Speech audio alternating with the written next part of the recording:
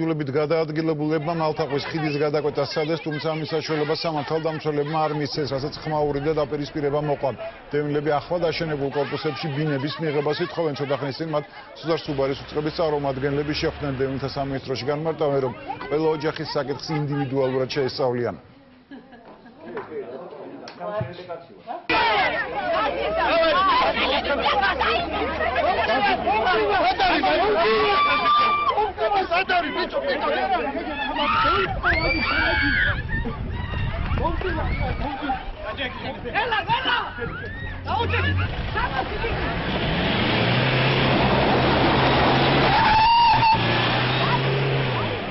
არ დავიშლებით სანამ ბინას არ მოგწევენ შვილო. 900 ადამიანი ცხოვრობ სხვის ბინაში. ზლის მამიდაშვილის ის ბინა გაიყიდა, იმიტომ რომ უჭირს იმკას, წუხელი კიდე მოვიდა და თქვა წარი, სადაც კიდე გამისარიელე ბინები.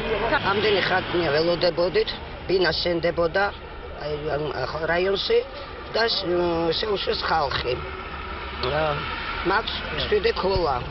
ვარ სამამულოების ვეტერანის შვილი. კრიტერიუმების მიხედვით შესაბამისად ყველა მიიღებს ბინას თავისი რიგითობის მიხედვით, როცა მოუწევს აი მხოლობიდან გამომდინარე, რა ქულებიც მათ დააგროვეს აპლიკაციების განცხადების გაკეთების შემდგომ. მანამდე მათ აქვთ კიდევ უფლება, თუ რამე დამატებით დოკუმენტს წარმოადგენენ, რომელიც ამ კრიტერიუმების მიხედვით მოუმატებთ მათ ქულას, აქვს ყველანაირი უფლება, რომ განცხადების საფუძველზე ესაბუთი წარმოადგენონ და შესაბამისად მოემატებათ ქულა.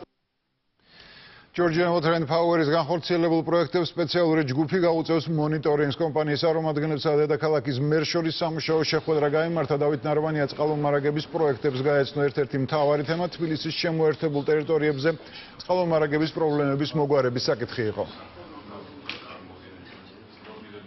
ის სამუშაოები, რომლებიც წელს მიმდინარეობს, იქნება ჩვენი მხრიდან, ასე ვთქვათ, გაკონტროლებული და იმ თვალსაზრისით, სადაც არის ჩამორჩენები საკონტრაქტო ვალდებულებების შესრულებასთან დაკავშირებით, რა თქმა უნდა, სამუშაოები დაჩქარდება. ინვესტიციის მოცულობა, რაც წყალმომარაგების კომპანიამ წელს განახორციელა, არის 45 მილიონი ლარი. ჩვენი მოთხოვნაა, რომ მინიმუმ მომდევნო წელს ეკონომიკური ზრდის პროცენტით გაიზარდოს. ვარაუდობთ, რომ 50 მილიონ ლარზე მეტი უნდა ჩადოს. იმ კვირიდან უკვე მუშა ჯგუფები დაიწყებენ შეხვედრებს და სამოვალო გეგმებზეც მუშაობებს. დარწმუნებულები ვართ, რომ ჩვენი ერთობლივი მუშაობებით ბევრ სასარგებლო შედეგს მივიღებთ. მომავალ წლის ინვესტიციები გაგრძელდება ისე, როგორც გრძელდებოდა ამ წლების განმავლობაში. ეს ძალიან დიდი ინვესტიციას ახორციელებს GVP, ეს არის დაახლოებით 45 მილიონი ლარი.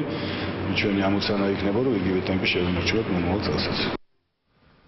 კახეთის რეგიონში სასმელი წყლის პრობლემის მოსაგვარებლად სააგებო შეხვედრა გაიმართა. გუბერნატორმა რაიონის გამგებლებისა და წყალმომარაგების კომპანიის წარმომადგენლებისგან რეგიონში შექმნილი პრობლემა მოისმინა და მათ რეკომენდაციით მიმართა. სასმელი და სარწყავი წყლის პრობლემა კახეთის 8-ვე რაიონს აქვს. რამდენიმე სოფლის მოსახლეობამ საპროტესტო აქციაც გამართა.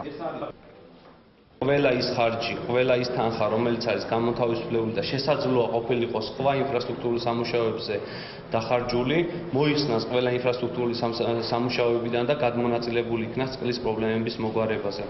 რაც ეხება რაოდენობას, თითქმის ყველა რაიონში არის რამდენიმე სოფელი, სადაც დღეის მდგომარეობით გვაქვს ეს პრობლემები.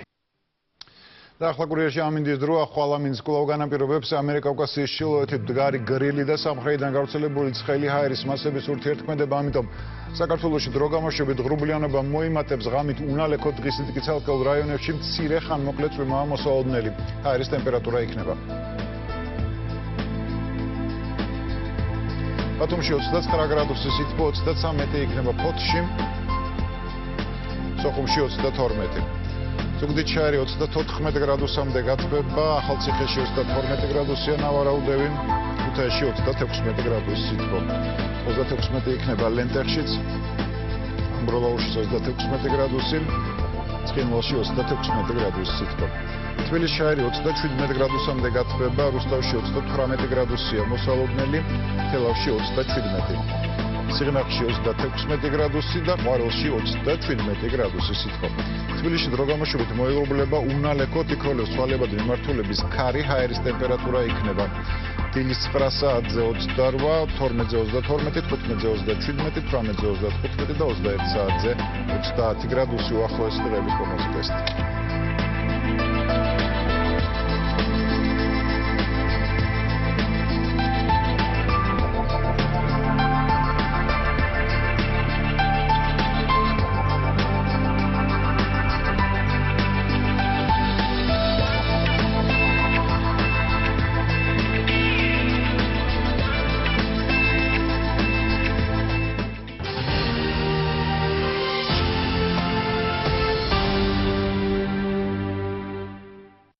სადილი დასრულდა და ჩვენ შორისაც ყველაფერი დამთავრდა. მოიცა ჩვენ მიტოვებას აპირებ.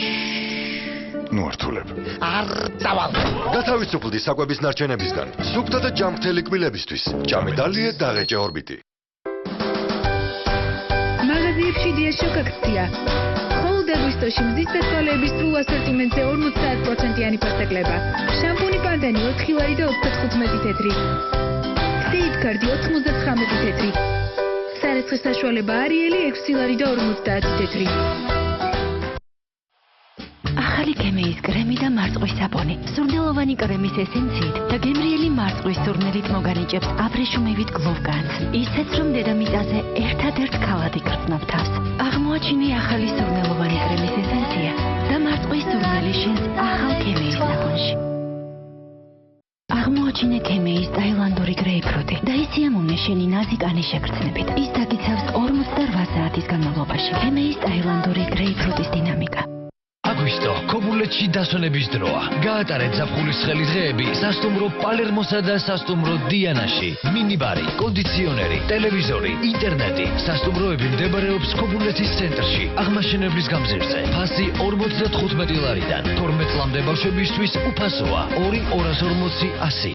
გორენია წარმოგიდგენთ სარესხ მანქანებს მართვის უნიკალური პანელით, ოპტიდრამის ინოვაციური დოლურით. შეიძინეთ გორენიას ახალი 45 სანტიმეტრიანი სარესხი მანქანა 629 ლარიდან.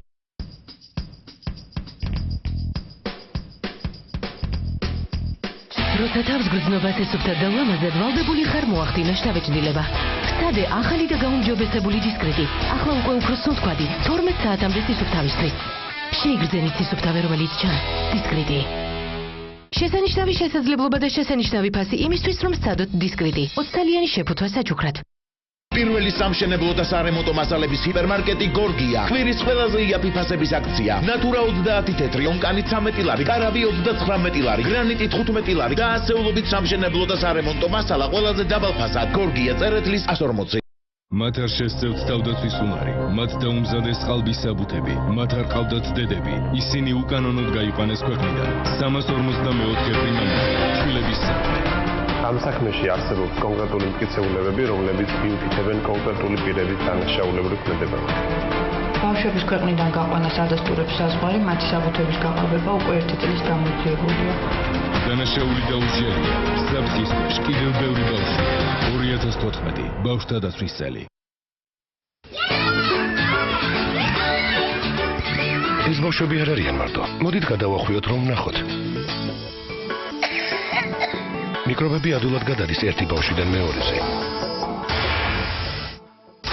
ხელით რეგულარული დაბანა საპნით დაიცავს თქვენ შვილს ბაქტერიების ჯაჭვური გავრცელებისგან. შევაჩეროთ ბაქტერიების ჯაჭვური გავრცელება სეიფგარდის მეშვეობით. კლინიკურმა კვლევამ დაამტკიცა, რომ სეიფგარდი აცილებს ბაქტერიების 99%-ს ხელით მხოლოდ ერთი დაბანით. პარიზი, 1914 წელი. სიყვარულით შთაგონებული ნიკო სანდოკელი ლიმონათის საიდუმლო რეცეპტს ქმნის. სიყვარულის ნექტრად წოდებული ჯადოსნური სასმელი მალევე იპყრობს მისი რჩეულის გულს.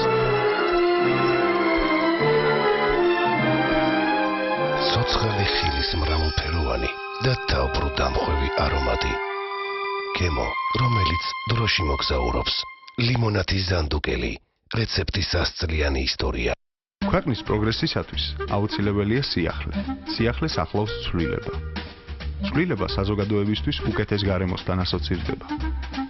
მოქალაქის დაცულობას გაუყალბებელი დოკუმენტი უზრუნველყოფს. ამგვარი ცვლილებები კი ყველა მოქალაქისთვის საამაყოა. ახალი პირადობის მოწმობა თანამედროვე, ეროვნული და დაცული სახელმწიფო დოკუმენტია, რომელსაც საქართველოს უკვე 1,200,000-ზე მეტი მოქალაქე ფლობს. 20 აგვისტოდან 20 სექტემბრამდე ისარგებლე შეღავათით მიმართე იუსტიციის სახლებს, სერვისების განვითარების სააგენტოს ან საზოგადოებრივ ცენტრებს და აიღე ახალი პირადობის მოწმობა 15 ლარად. იამაყე საქართველოს მოქალაქეობით, ხელი შეუწყო პროგრესს და შეცვალე ძველი ახლით.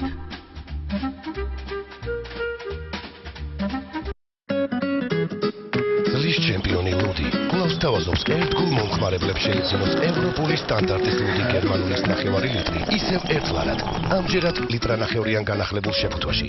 ლიტრანახევრიანი ლუდი გერმანული 3 ლარად ისიამოვნე და გაუზიარე მეგობრებს.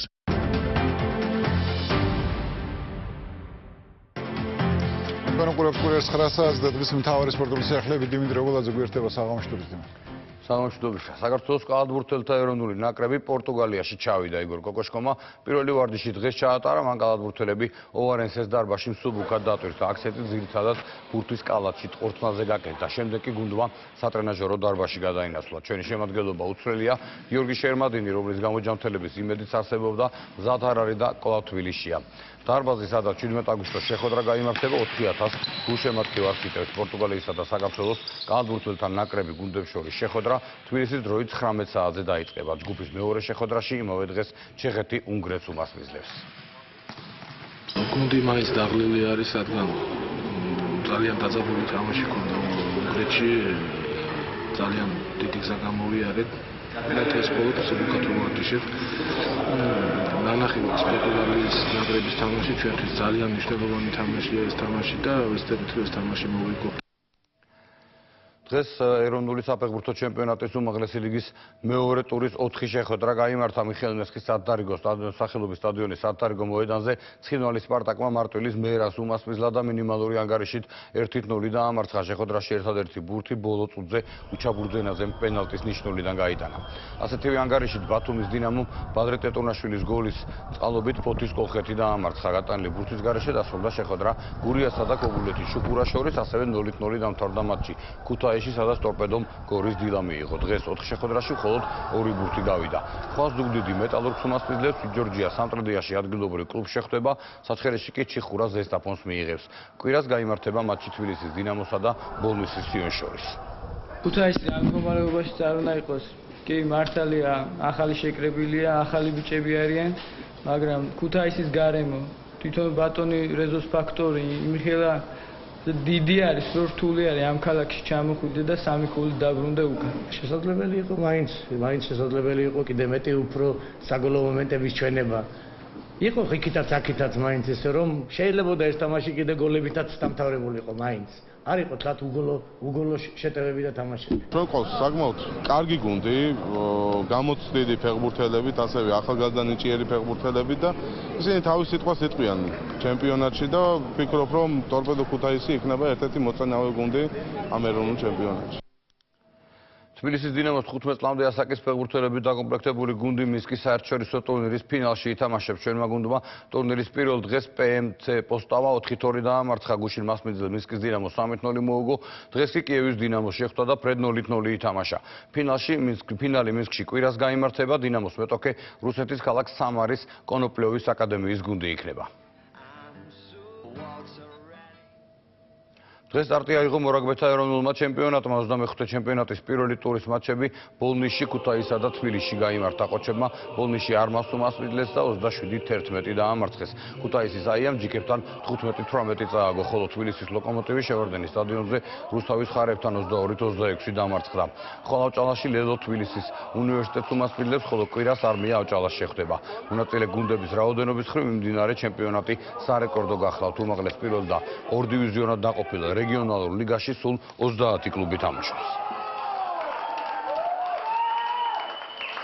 ესენების შემდეგ რამდენიმე მოთამაშე ავიყვანეთ ჩვენ არმაზიდან 2 მოთამაშე, 5 მოთამაშეს გავძლიერდით, მაგრამ ეხლა ადაპტაცია ხდება. ჩვენი გუნდის მიზანია პირველ რიგში რომ შევიდეთ 6-ში. ეს ჩემპიონატი ჩვენ გონია რომ ბევრად უფრო საინტერესო იქნება, იმიტომ რომ გათანაბრდა ბევრი გუნდების დონე, შაშანაც კარგად იყვნენ და რაღაცები ხელს უშლიდათ, იმას ალბათ გამოასწორებდნენ და წელს ახლა ვერც ვიტყვი ერთ-ერთი გამოკვეთილი ფავორიტი ვინ არის ან აუტსაიდერი.